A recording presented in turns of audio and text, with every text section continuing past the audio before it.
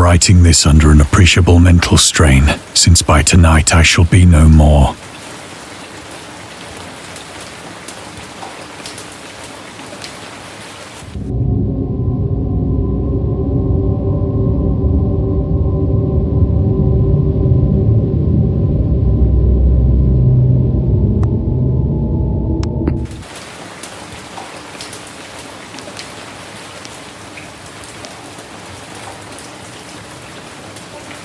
Penniless, and at the end of my supply of the drug which alone makes life endurable, I can bear the torture no longer, and shall cast myself from this garret window into the squalid street below.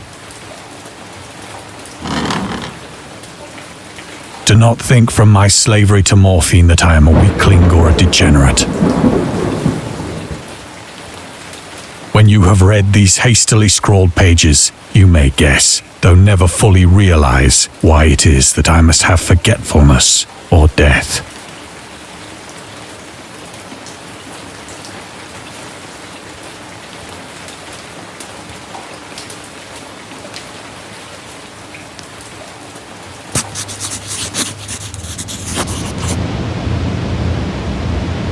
It was in one of the most open and least frequented parts of the broad Pacific that the packet of which I was supercargo fell a victim to the German sea raider.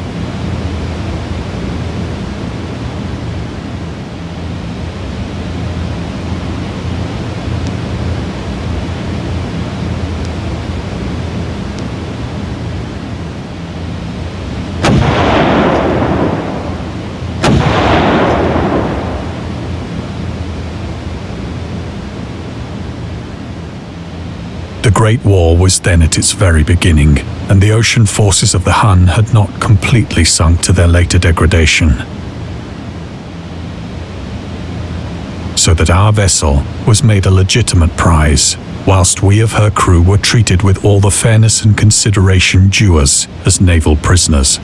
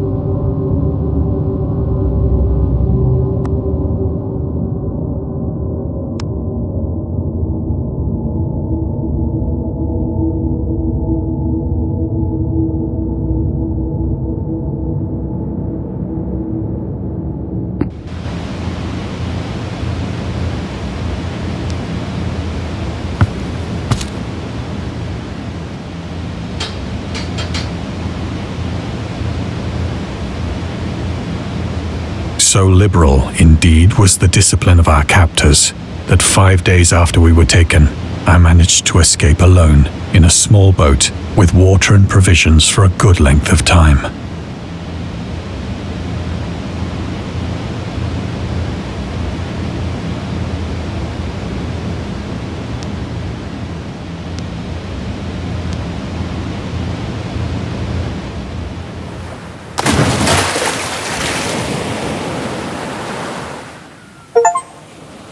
When I finally found myself adrift and free, I had but little idea of my surroundings. Never a competent navigator, I could only guess vaguely by the sun and stars that I was somewhat south of the equator. Of the longitude, I knew nothing, and no island or coastline was in sight.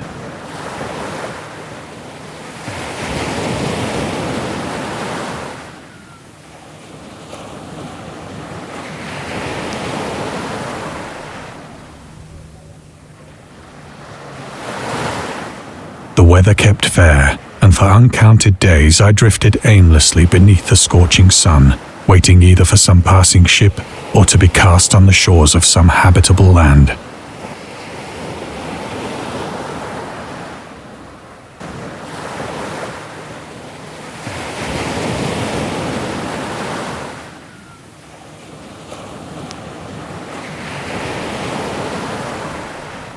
But neither ship nor land appeared, and I began to despair in my solitude upon the heaving vastness of unbroken blue.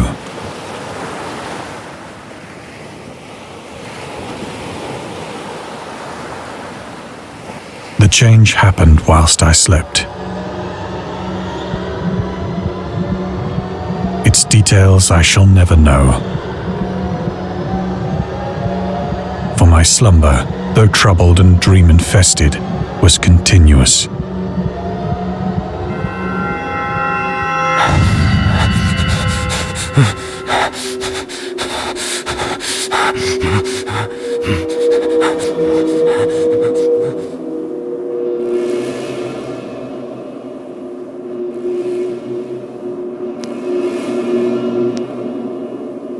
When at last I awoke, it was to discover myself half sucked into a slimy expanse of hellish black mire, which extended about me in monotonous undulations as far as I could see, and in which my boat lay grounded some distance away. Though one might well imagine that my first sensation would be of wonder at so prodigious and unexpected a transformation of scenery, I was in reality more horrified than astonished. For there was in the air and in the rotting soil a sinister quality which chilled me to the very core. The region was putrid with the carcasses of decaying fish and of other less describable things which I saw protruding from the nasty mud of the unending plain.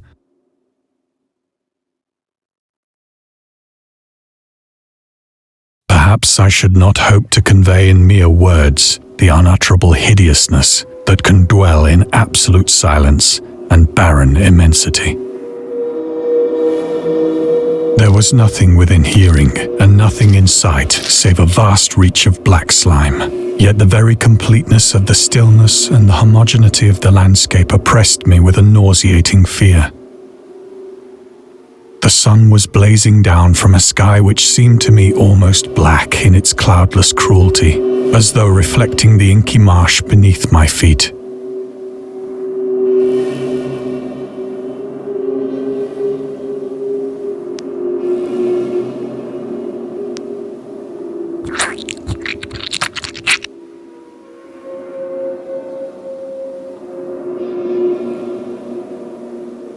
As I crawled into the stranded boat, I realized that only one theory could explain my position.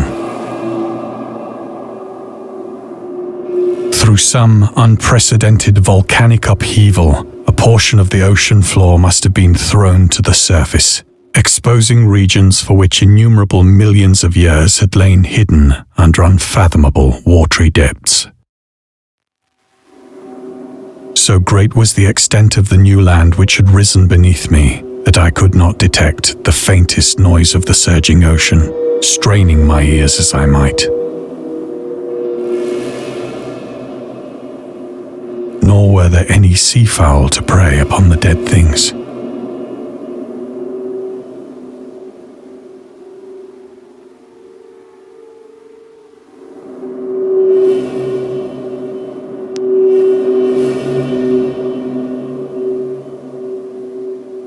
For several hours I sat thinking or brooding in the boat, which lay upon its side and afforded a slight shade as the sun moved across the heavens.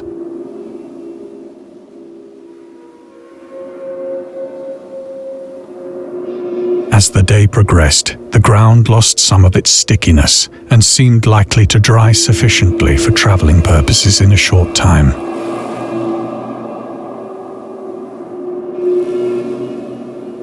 That night I slept but little, and the next day I made for myself a pack containing food and water, preparatory to an overland journey in search of the vanished sea and possible rescue.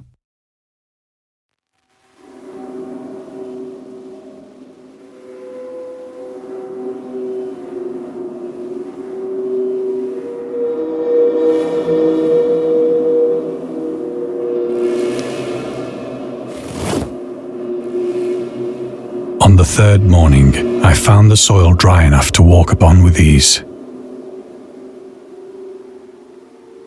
The odor of the fish was maddening, but I was too much concerned with graver things to mind so slight an evil, and set out boldly for an unknown goal.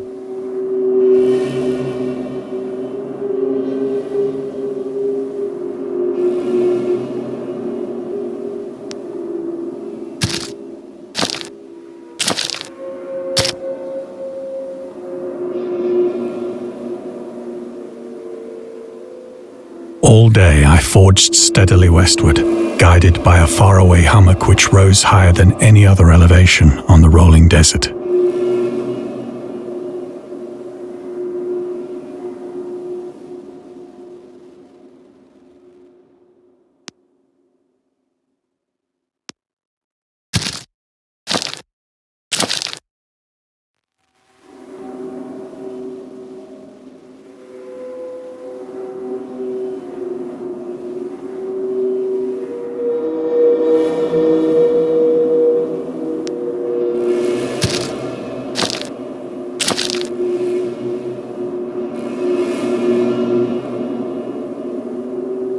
That night, I encamped, and on the following day still travelled toward the hummock, though that object seemed scarcely nearer than when I had first espied it.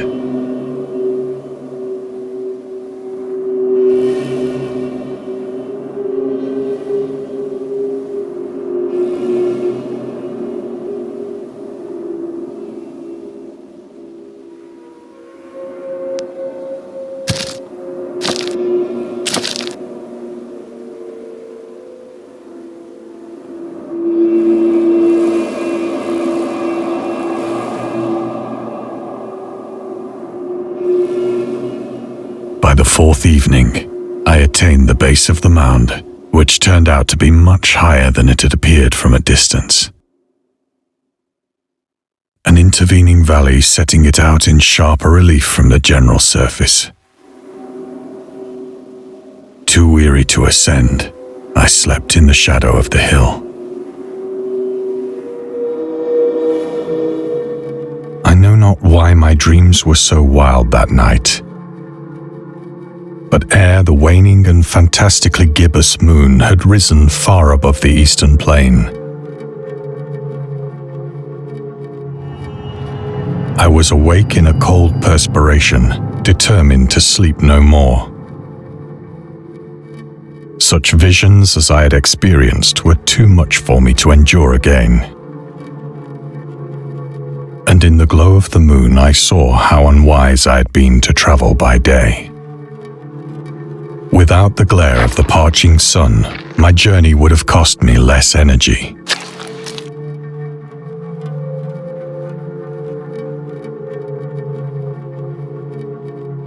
Indeed, I now felt quite able to perform the ascent which had deterred me at sunset. Picking up my pack, I started for the crest of the eminence.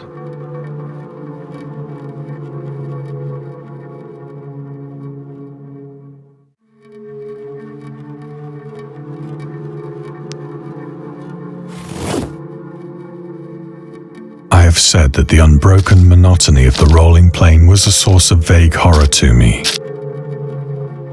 But I think my horror was greater when I gained the summit of the mound and looked down the other side into an immeasurable pit or canyon.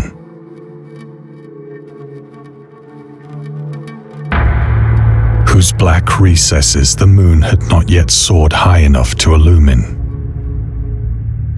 I felt myself on the edge of the world,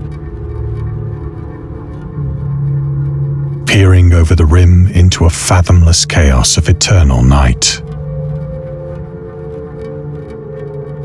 Through my terror ran curious reminiscences of Paradise Lost, and of Satan's hideous climb through the unfashioned realms of darkness. As the moon climbed higher in the sky, I began to see that the slopes of the valley were not quite so perpendicular as I had imagined.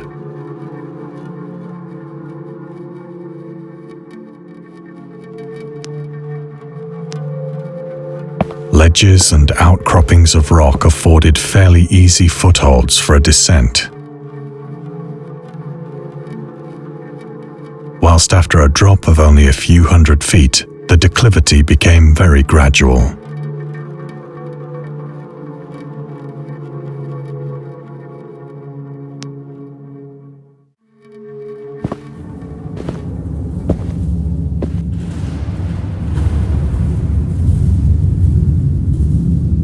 Urged on by an impulse which I cannot definitely analyze, I scrambled with difficulty down the rocks and stood on the gentler slope beneath, gazing into the Stygian deeps, where no light had yet penetrated. All at once, my attention was captured by a vast and singular object on the opposite slope, which rose steeply about 100 yards ahead of me. An object that gleamed whitely in the newly bestowed rays of the ascending moon.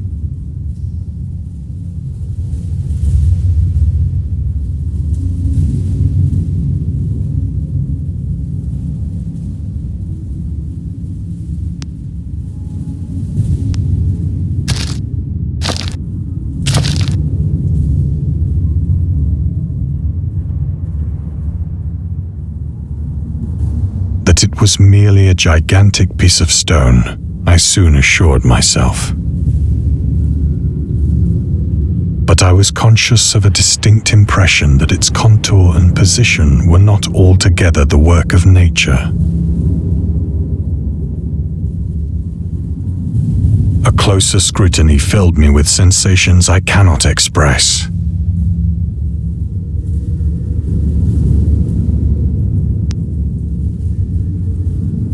For despite its enormous magnitude and its position in an abyss which had yawned at the bottom of the sea since the world was young,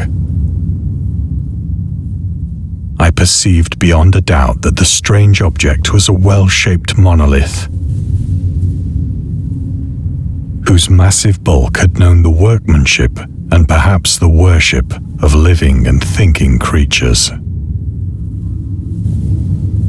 Dazed and frightened, yet not without a certain thrill of the scientist's or archaeologist's delight, I examined my surroundings more closely.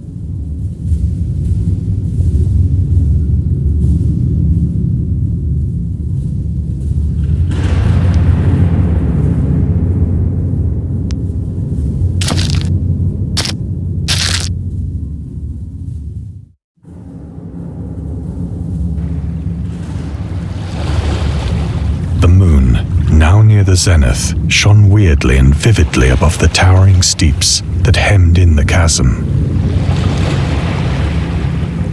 and revealed the fact that a far-flung body of water flowed at the bottom, winding out of sight in both directions and almost lapping my feet as I stood on the slope. Across the chasm, the wavelets washed the base of the Cyclopean monolith, on whose surface I could now trace both inscriptions and crude sculptures.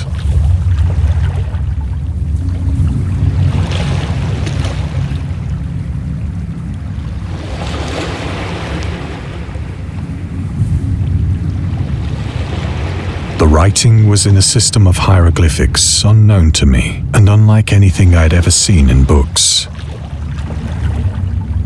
consisting for the most part of conventionalized aquatic symbols such as fishes, eels, octopi, crustaceans, mollusks, whales, and the like. Several characters obviously represented marine things which are unknown to the modern world.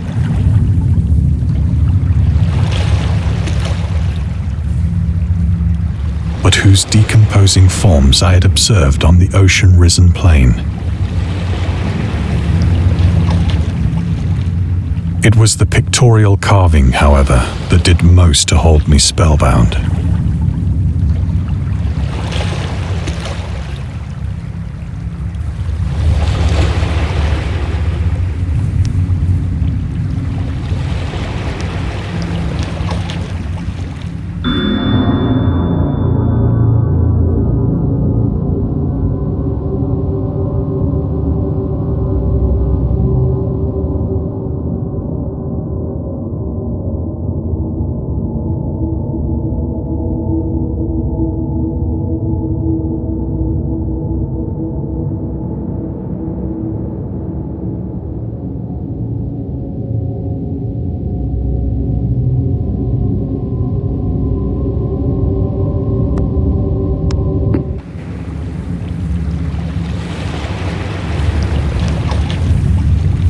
visible across the intervening water on account of their enormous size were an array of bas-reliefs whose subjects would have excited the envy of a doré.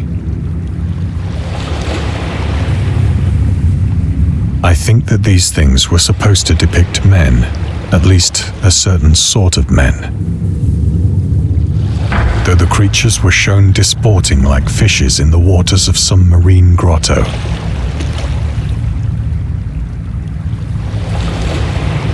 Or paying homage at some monolithic shrine which appeared to be under the waves as well. Of their faces and forms I dare not speak in detail, for the mere remembrance makes me grow faint. Grotesque beyond the imagination of a Poe or a Bulwer.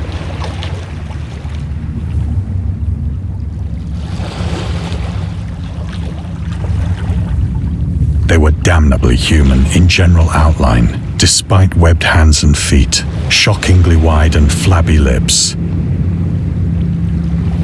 glassy, bulging eyes, and other features less pleasant to recall. Curiously enough, they seem to have been chiseled badly out of proportion with their scenic background.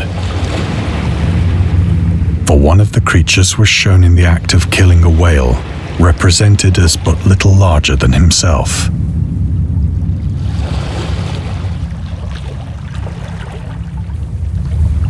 I remarked, as I say, their grotesqueness and strange size, but in a moment decided that they were merely the imaginary gods of some primitive fishing or seafaring tribe. Some tribe whose last descendant had perished eras before the first ancestor of the Piltdown or Neanderthal man was born.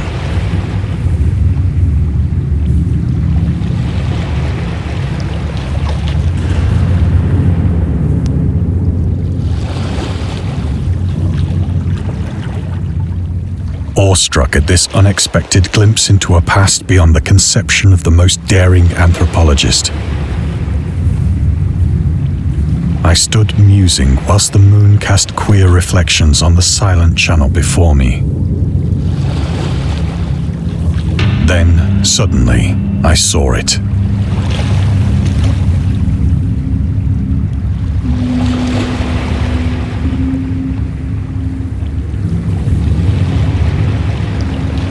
With only a slight churning to mark its rise to the surface, the thing slid into view above the dark waters.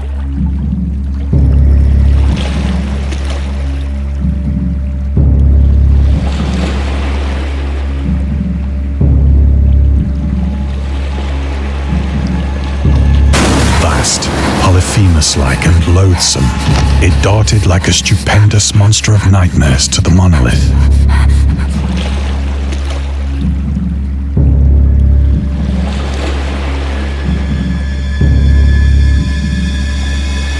About which it flung its gigantic scaly arms, the while it bowed its hideous head and gave vent to certain measured sounds.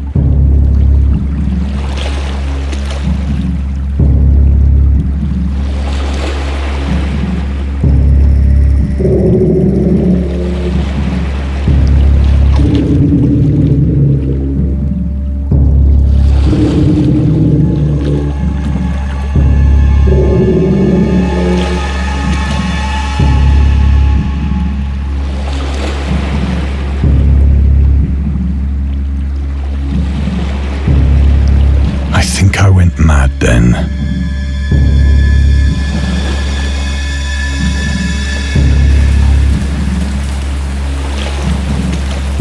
Of my frantic ascent of the slope and cliff, and of my delirious journey back to the stranded boat, I remember little.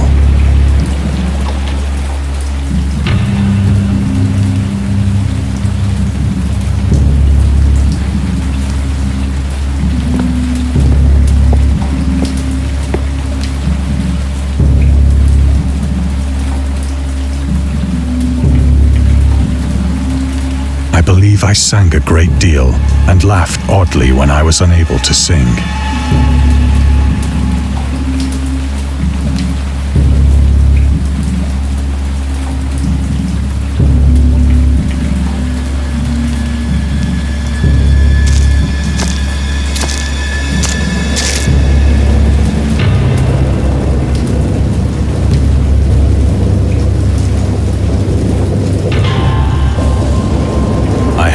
indistinct recollections of a great storm sometime after I reached the boat.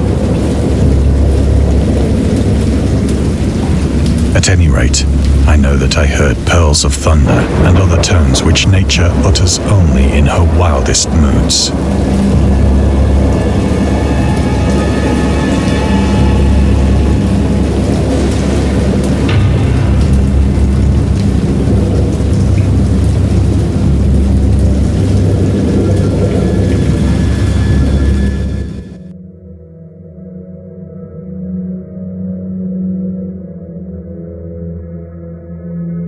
When I came out of the shadows, I was in a San Francisco hospital. Brought thither by the captain of the American ship which had picked up my boat in mid-ocean. In my delirium, I had said much, but found that my words had been given scant attention.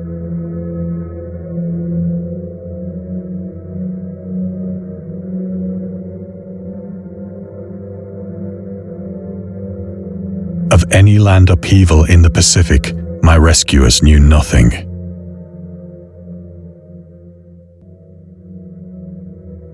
Nor did I deem it necessary to insist upon a thing which I knew they could not believe.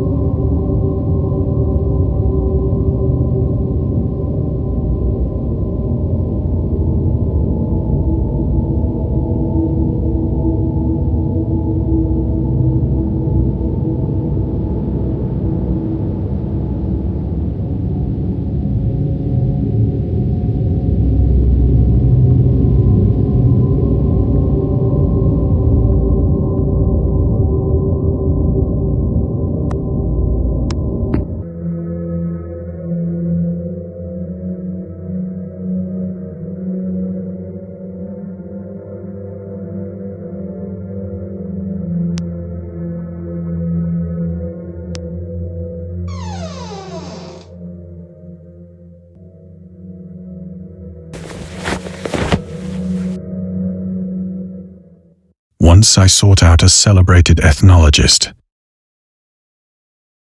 and amused him with peculiar questions regarding the ancient Philistine legend of Dagon, the fish god.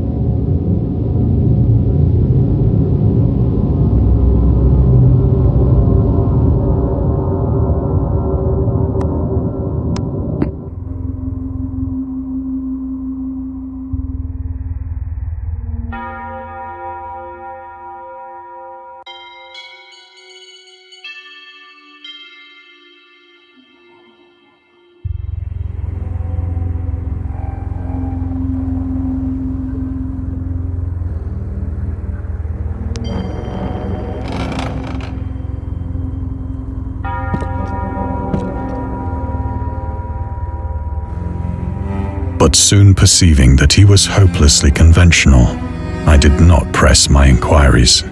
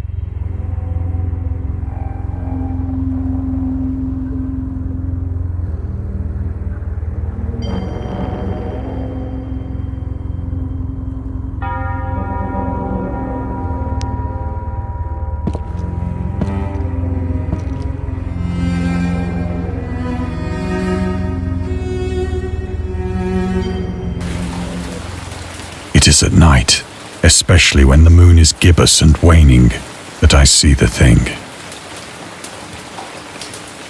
I tried morphine, but the drug has given only transient surcease and has drawn me into its clutches as a hopeless slave. So now I am to end it all, having written a full account for the information or the contemptuous amusement of my fellow men.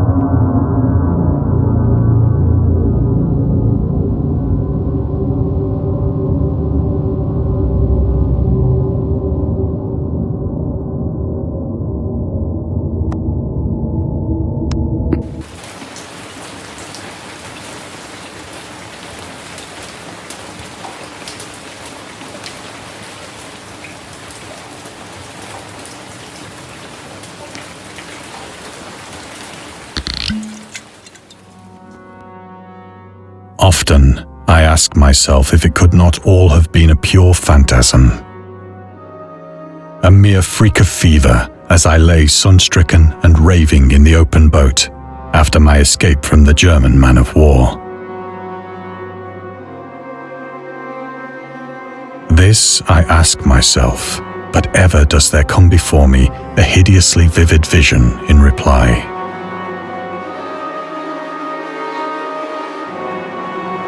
I cannot think of the deep sea without shuddering at the nameless things that may at this very moment be crawling and floundering on its slimy bed,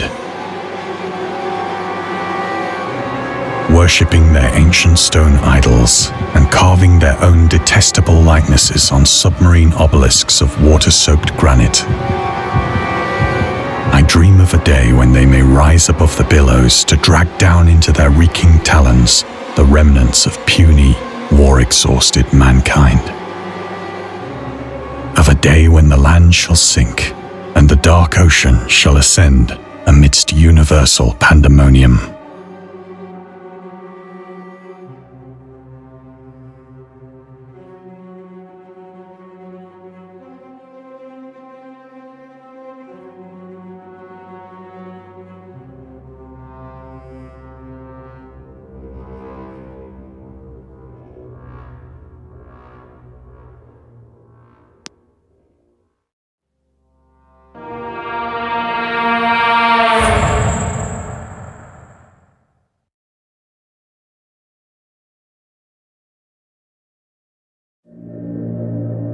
The end is near.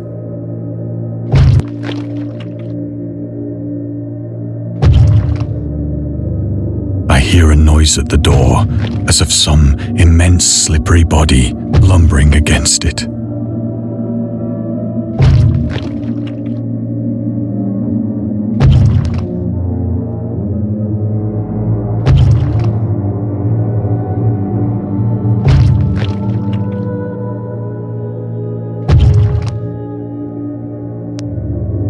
Shall not find me.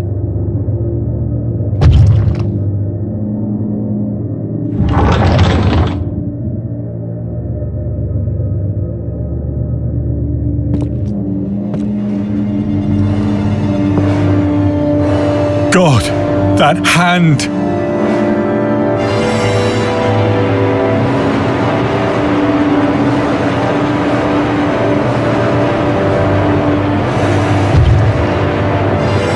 The window! The window!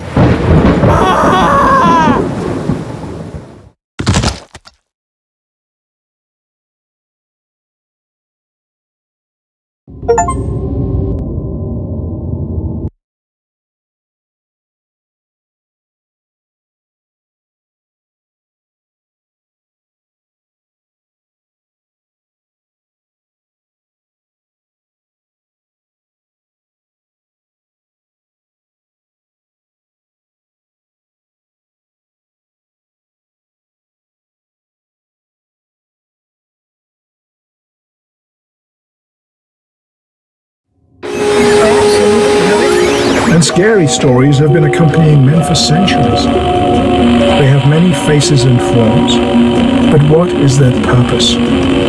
Why do we enjoy being afraid so much? During our therapy, I'll try to